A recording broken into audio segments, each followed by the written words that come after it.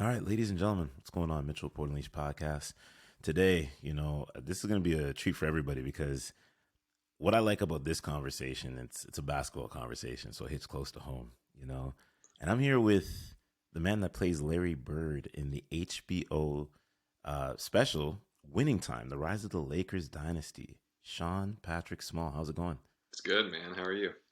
I'm good. I'm good. I'm good. And like I said, it's gonna be a treat conversation, because I'm a basketball guy. You're a basketball guy, Oh but yeah. tell the audience here, who's Sean Patrick Small, and what ventured you in the world of entertainment? Yeah. I'm, a creative that likes to tell stories. So whether that's acting, writing, directing, producing, I kind of fell into that realm, I would say early on in college, because I think before then my mindset was like, oh, this could be like a fun hobby or something, but I never really envisioned myself getting into that world. I grew up in the Bay Mm-hmm. Area, so I was like around a lot of Silicon Valley people, and my stepdad's an entrepreneur, so it was kind of like this, oh, acting's like a fun thing to do on the side, and I didn't realize that it could be an actual career moving forward until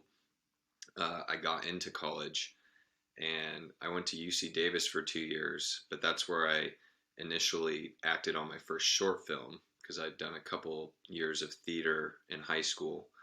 And then when I acted in that, I was like, oh, I kind of want to see what it's like behind the camera too.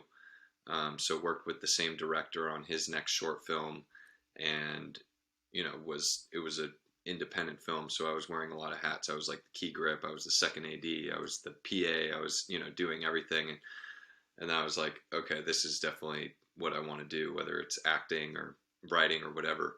So I transferred to USC, and that's where I got into film school. I actually applied. It took me two times to apply to get in, and my counselor when I was transferring told me I was taking too many film classes my first semester because it was like you might not get in. So do you want to push all your eggs in one basket and possibly have to stay an extra year if you have to go into a different major or whatever? And I was like, I'm gonna get in. I don't know which path I'm gonna take in order to get there, but it's gonna happen. So that's kind of what got me on the path of the entertainment world for sure. I love that. I love that. So when we think about entertainment and things like that, and you making all these connections, can you name or speak of one person that gave you the best piece of feedback when it comes down to acting or screenwriting and things like that? And how did you take that to really spark plug to into the position that you're in right now? Yeah, I don't know if I could, because there's so many different little pieces that I think have formed my mindset when it comes to the creative process. The first one was definitely my acting teacher in high school, Mrs. Moran. Um, and, there's always a lot of work going into acting and that type of stuff, but her main thing was like, just have fun. I mean, this is something that you're supposed to love to do, right? Once this becomes a chore and it's a job, then Mm. you're going to lose the passion and you're not going to bring 100% out of your character within that role. So that was like the main thing. But then there's the more practical advice that I learned later on where this is an industry you're going to hear no 20,000 times more than you hear yes. Um, and you kind of, even when you know that, you can get down on yourself if you don't, book the role or you feel like you didn't put 100% into that character. Um, so kind of, I don't know, there are so many different actor friends that told me like, when you go into an audition, just do it exactly how you want to do it. Don't think about how you think the audience wants to see it or how you think the producers want to see it. Like they want to see your take on this character. So give them that. And if you don't get the role, then you're just not right for that role, and that's okay. And keep moving. Um, and then the last one, which just pertains to like the film acting, was the director for the first short film that I acted in. His name's Colin Davey. Um, I was coming from theater, and this is the first film I was acting in. So I was, there was the close up moment of my face is filling the whole frame, and he's like, just think what you're thinking, and that'll read everything. And I didn't understand that until probably like years later.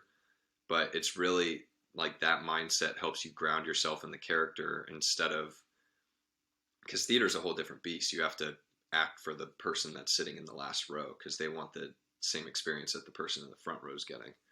But with film, everyone gets the same experience no matter what because of the way that it's all shot and everything. So those are like the three that I can think of. Like, have fun, just keep your characters grounded by just, being in the moment.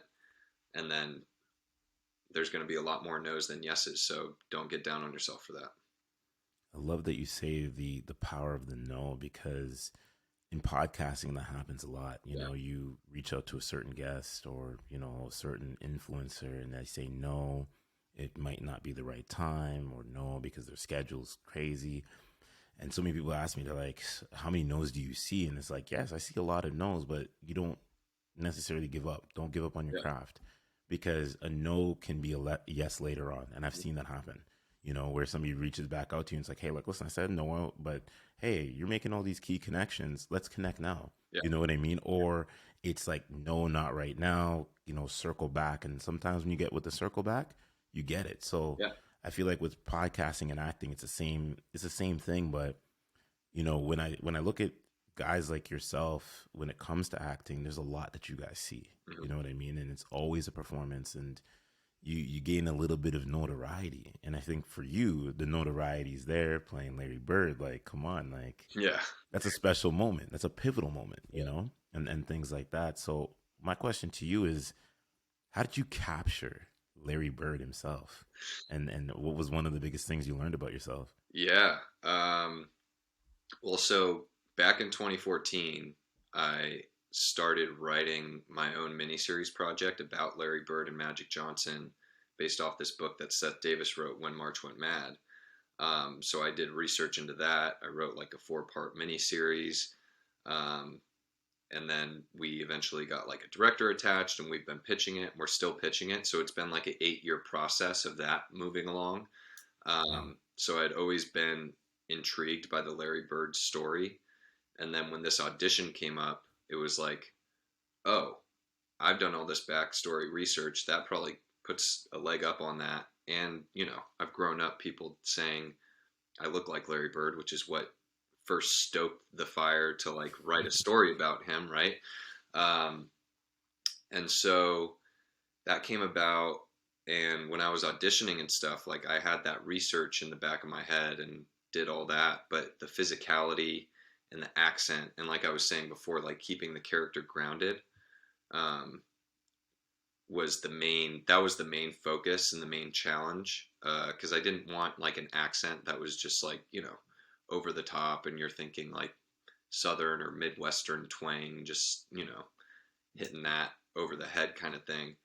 Um, and I think what I learned about myself during that process was I thought I was competitive before, but then learning and becoming Larry Bird, you realize that, those type of players like him and MJ and Kobe just are on a whole different playing field of competitiveness, which like brought out in me, it feels like I was almost holding back my competitiveness, even though I thought I was super competitive. So that kind of unleashed that moving forward in different like states emotionally. Um, so that's kind of what I learned, was being able to take the extra competition that I might gain from this role, and put it to use in different forms and fashions throughout my like creative endeavors. I love that you say that. So you had to do a lot of research on Larry himself. What was what has been one of your favorite Larry Bird moments that you can think back on? Just could be the YouTube days, Yeah. being on NBA TV, things like that. What's been one of your favorite Larry Bird moments that you could speak of? Yeah. I mean, there's like, there's always the iconic, like the steal that he had on Isaiah Thomas in 1987. And, the towel wagging and stuff like that. But I think my favorite throughout my whole research was when he was playing the Hawks. I think they were in New Orleans for that year. Hmm. Um, it was like 1985, and he went off for like 60 points. And the Hawks bench, they were all losing it. Like they were all, you see them on the videos just like losing it. And the thing that capped it off, like Doc Rivers tells this story, uh, Bird goes, you know, three from this spot, and I'm going to fall into the trainer because he knew that the guy was going to run out and pretty much hit him into the trainer, and he drained the three and is into the trainer, and they just lost it. And I was like, this dude is just different, you know? He is. He's just Yes, he different. was. Yeah. So, what was your hardest part capturing him in the show? And like, you think about old school basketball Yeah, versus new school basketball. You know, the look was yeah. different. It was a lot more fundamental ability and things like that. But what was one of the hardest challenges for you to capture, Larry Bird? Yeah, I think it always comes back to like the accent work that I told you about, making sure that Mhm. that was grounded, but also the physicality. Like you said, like basketball nowadays, like how I play basketball is completely different than how he played, especially his shot. I mean, no one has a shot like Larry Bird. I don't think anyone has No. ever shot like him, and no one since has either. So it was a lot of. We worked with this basketball trainer, Edon Ravine, um, and he was just like, all right, you play good basketball, but we have to make you the silhouette of Bird. And I think that was probably the most challenging for me because I'm such a perfectionist when it comes to learning new things. I'm all about like, all right, I need to learn it as quickly as possible and do it in the most efficient way. And I was like 5 minutes into our first training, and I'm either not hitting the shot, or he's telling me that I need to tweak the actual shot motion, and I'm like beating myself up. And he's like, "All right, Sean, calm down. You're 5 minutes into your first training. Like we have like weeks to do this." And it started becoming second nature. Like by the end of the first week, and then I was getting the dribbling down and everything, and um, that was probably the hardest, just like mentally, because I was like, I needed to open my mind to be like, okay, this you're not gonna get this anytime soon. So be okay with that. Be okay with missing shots.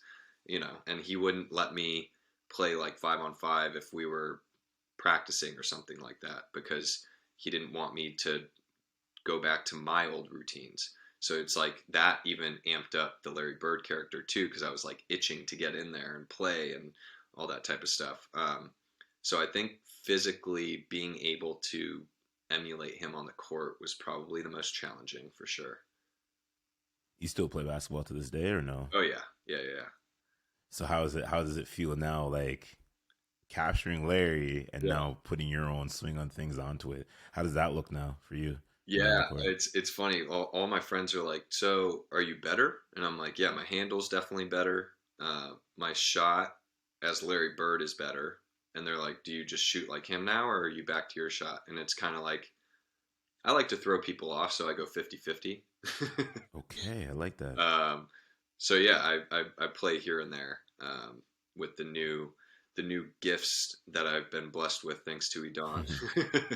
Okay, when you say new gifts, like you wearing the short shorts too, or you still I mean, still standard? I don't have those specific short shorts, but I mean, it's funny when you put them on the first time because your legs kind of feel the air. There's a breeze Mm. that you've never felt before when you're wearing something that short. But I'm like, this is very functional.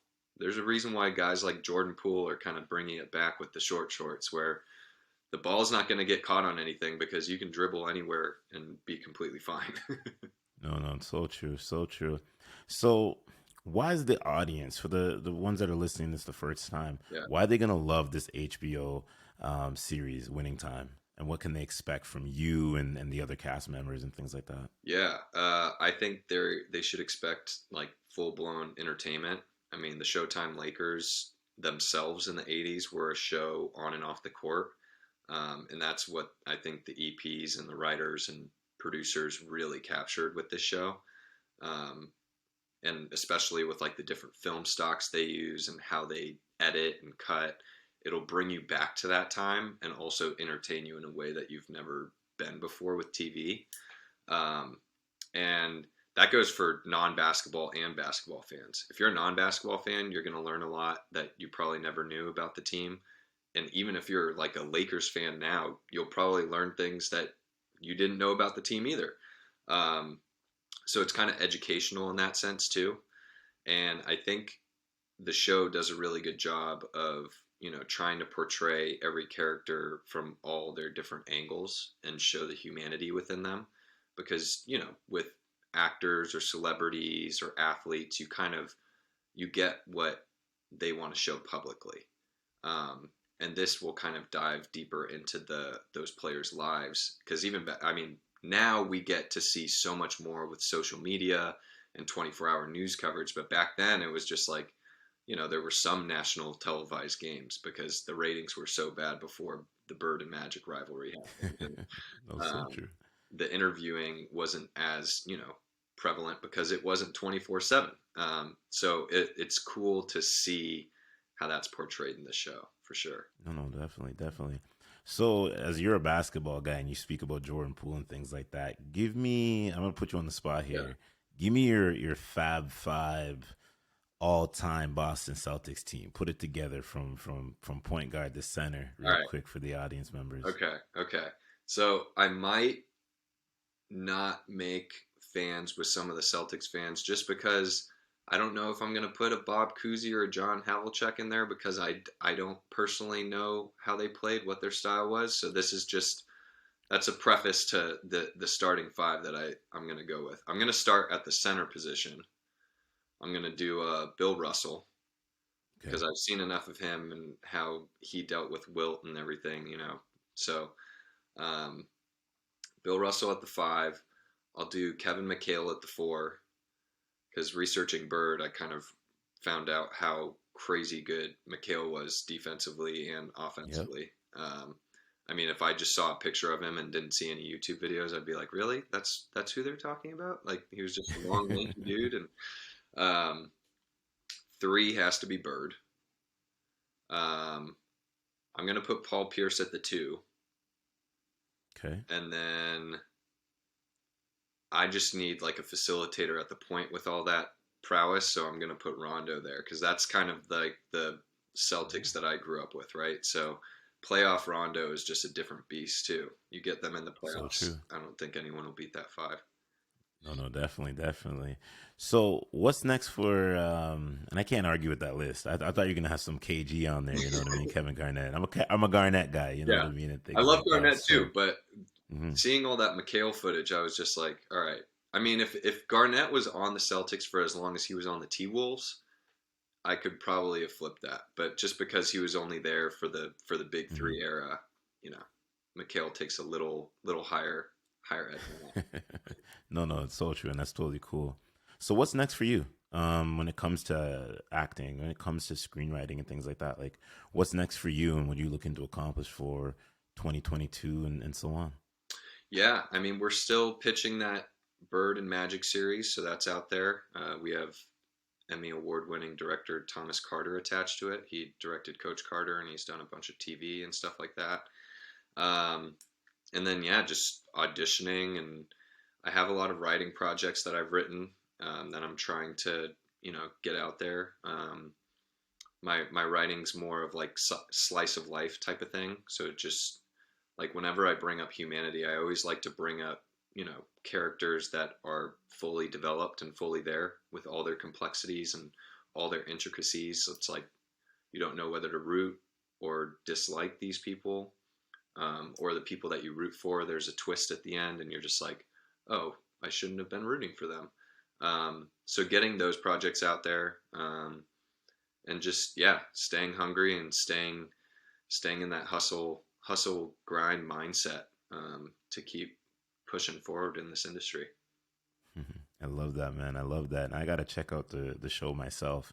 And because I watched the trailer and I saw the little glimpse of you and I'm like, damn, he really looked like Larry out here. So I'm definitely going to enjoy that. How many parts is it, real quick, for the audience and things like that? Yeah, so there's 10 episodes. There are, as of right now, 4 episodes out, Okay. and they air Sundays on HBO at 9 p.m. Eastern, 6 p.m. Pacific, and they also drop on HBO Max at the same time, so you can always just watch it on demand.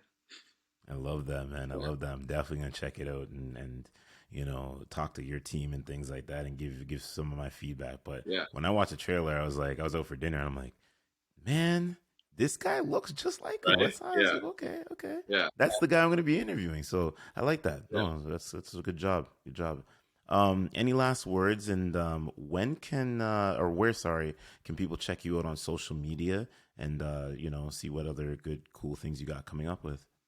Yeah, I would just say for anyone in the creative field, just keep pushing no matter what. You're like we said before, like you get a lot of no's whether you're in the podcast world or the acting world. Don't let that discourage you. Just keep being motivated. You're going to have to find that internal motivation. You're not going to get a lot of external motivation. So keep doing that. And then my Instagram is at Sean Patrick Small, and my Twitter is at Sean P underscore Small.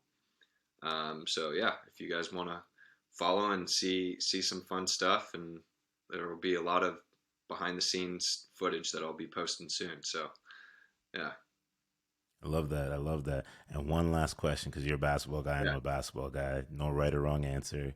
I'm not gonna hold it against you. Give me your NBA finals, or give me your final pick. Give me who do you think is winning the championship this year? Okay.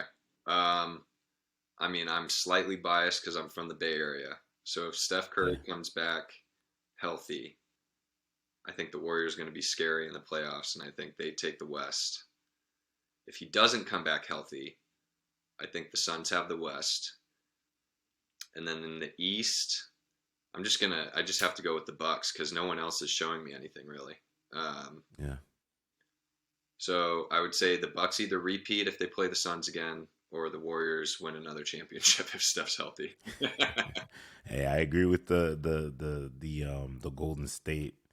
I said at the beginning of the year, Golden State, Milwaukee looks appetizing. Yeah, right. With It Clay looks coming back, appetizing. like him scoring 36, like he's scoring 30-point games and he's out there for longer than 36 minutes. It's Hmm. a scary sight with him, Draymond, Steph, and now Jordan Poole out there. So, what about you? Yep. What's your pick? If they're healthy, it's Golden State. I think it's Golden State or it's Milwaukee. Yeah, It's one of the two. Um, Milwaukee's looking scary though, they are. and like you just said, they haven't really. There's no recipe to stop the other guy named Giannis Yeah, yet. So yeah, until I see that happen, I can confidently say Milwaukee's going to be a force in the East. And if it's Golden State and them, I would love to sit back and watch that final yeah. because I won't have a fan favorite. I think it'll be some good basketball. Oh, for sure. Yeah, no, definitely. Well, Sean, I appreciate you. The audience appreciates you, and yeah, looking to see you on the flip side and all that good stuff. All right, my man. Yeah, sounds good. Continued All success to right, you too. all right. Thank you. I Yeah, appreciate you. of course.